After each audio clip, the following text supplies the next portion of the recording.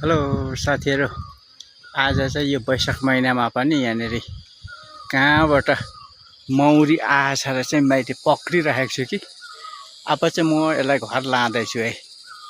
अघि यो 12 बजीतिर आएको थियो र अहिले चाहिँ यहाँनेर पसिसकेको छ भित्र। जाल छापेर राखेको छु, बेसी छैन, 1 माना जस्तो रहेछ।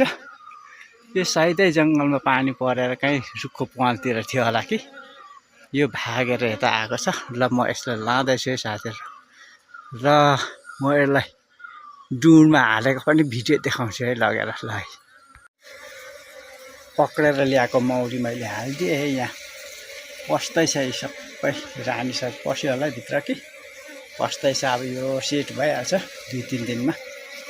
सेट भएपछि पनि म तपाईहरुलाई भिडियो सार्वजनिक गर्नेछु।